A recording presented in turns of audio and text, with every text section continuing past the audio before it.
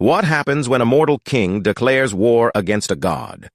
In the shadowy mountains of ancient Thrace, one ruler's defiance would lead to the most horrific act imaginable. A father's hand turned against his own child. In the rugged landscape of ancient Greece, where mortals walked alongside gods and divine will shaped human destiny, the boundaries between the sacred and profane were never to be crossed lightly. The ancient Greeks understood that their gods demanded respect, worship, and absolute submission. To challenge the divine order wasn't just foolish, it was catastrophic. Among the most feared and revered of these deities was Dionysus, the god of wine, ecstasy, and divine madness. Born from Zeus's thigh after his mother Semele's death, Dionysus represented the wild, untamed forces of nature and human emotion. His followers, known as Maenads, roamed the wilderness in frenzied worship, their hearts filled with divine ecstasy and their minds touched by sacred madness. But not everyone welcomed the wine god's intoxicating influence. In the harsh kingdom of Thrace, north of the Greek mainland, ruled a king whose name would become synonymous with tragic folly: Lycurgus. King Lycurgus was no ordinary ruler. He was a man of rigid discipline, unwavering order, and absolute control.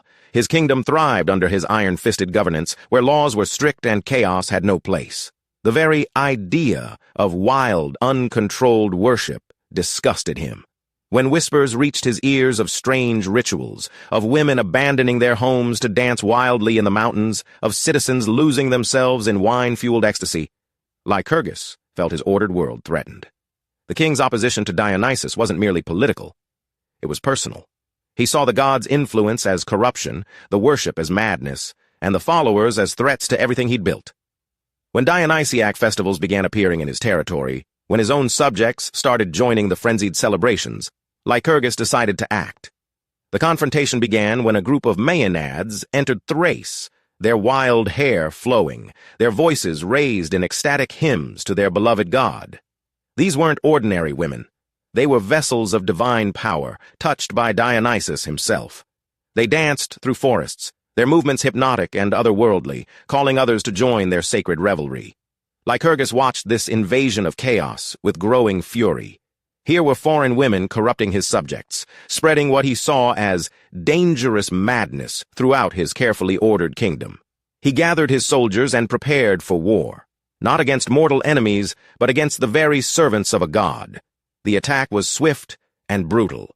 Lycurgus and his men descended upon the Maenads like wolves upon sheep, but these weren't helpless victims. The women fought with supernatural strength, their eyes blazing with divine fire, their voices raised in both song and battle cry.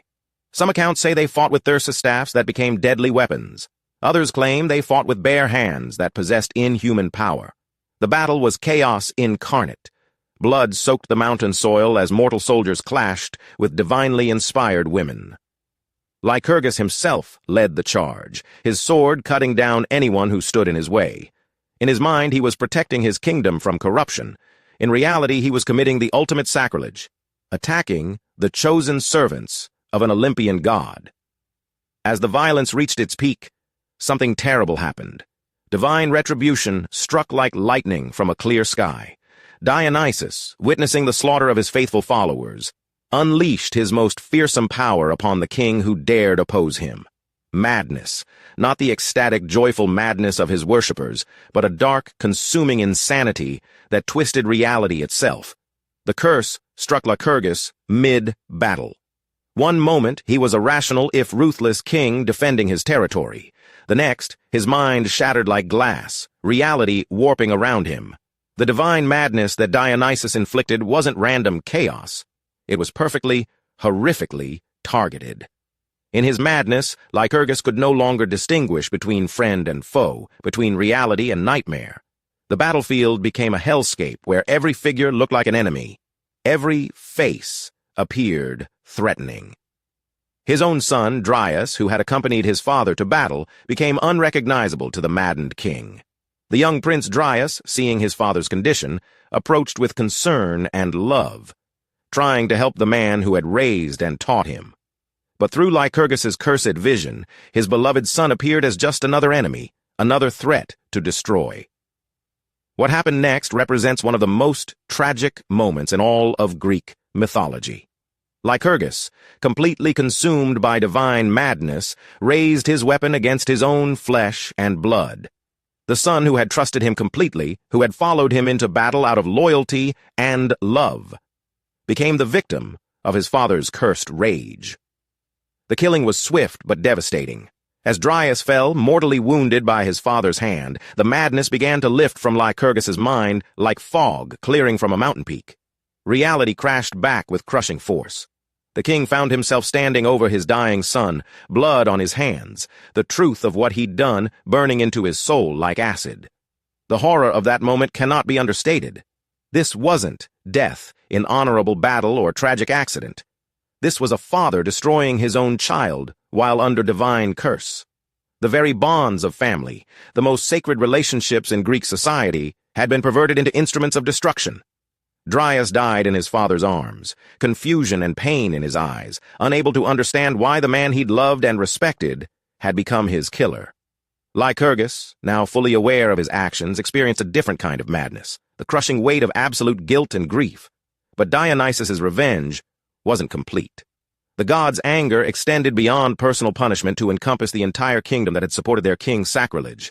The land of Thrace itself became cursed, plagued by famine, disease, and unending sorrow. The very earth seemed to reject the blood that had been spilled in defiance of divine will. The surviving Thracians, witnessing their king's downfall and their land's suffering, finally understood the price of opposing the gods. They turned against Lycurgus, no longer seeing him as their protector, but as the source of their misery. Some versions of the myth say they executed him in various gruesome ways, while others claim he wandered the wilderness in eternal madness and grief. The story of Lycurgus serves as one of Greek mythology's most powerful warnings about the consequences of hubris, the dangerous pride that leads mortals to challenge divine authority.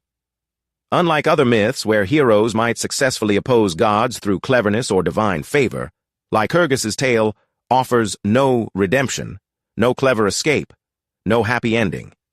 This myth reflects the ancient Greek understanding of divine justice and the importance of recognizing one's place in the cosmic order. Dionysus wasn't portrayed as evil or unnecessarily cruel. He was defending his sacred rights and punishing genuine sacrilege. The tragedy lay not in divine injustice, but in human arrogance and the innocent victims caught in its wake. The psychological aspects of this story resonate deeply with modern audiences. The idea of madness as both punishment and curse, the horror of harming those we love most, and the devastating consequences of rigid thinking in the face of change. These themes transcend their ancient origins. Lycurgus's madness also represents the ancient Greek concept that the gods could fundamentally alter human perception and reasoning. This wasn't simple anger or temporary insanity. It was a complete rewriting of reality within one person's mind, demonstrating the absolute power of divine will over mortal consciousness. The tale has influenced countless works of literature, art, and psychology throughout history. The image of a father unknowingly destroying his child appears in various forms across cultures, from Shakespearean tragedies to modern psychological thrillers. The concept of divine madness as punishment has shaped our understanding of justice, responsibility, and the limits of human control. In our contemporary world, Lycurgus's story speaks to the dangers of absolute authority, the importance of respecting different beliefs and practices, and the tragic consequences that can result from fear of change or difference. The king's inability to accept the wild, uncontrolled aspects of human nature mirrors modern struggles with accepting diversity and embracing the unknown. The myth also explores the relationship between order and chaos, control and freedom. Lycurgus represented extreme order and control, while Dionysus embodied necessary chaos and liberation. The tragedy occurred when these forces collided without possibility of compromise or understanding. Today, this ancient tale reminds us that true leadership requires wisdom, flexibility, and humility before forces greater than ourselves. It warns against the pride that refuses to acknowledge limitations and the rigidity that cannot adapt to change. Most importantly, it demonstrates how our attempts to control everything can lead to losing what matters most. The story of Lycurgus and his tragic madness continues to echo through time, a powerful reminder that even kings must respect the divine order, and that the greatest tragedies often spring from the very human desire to control the uncontrollable.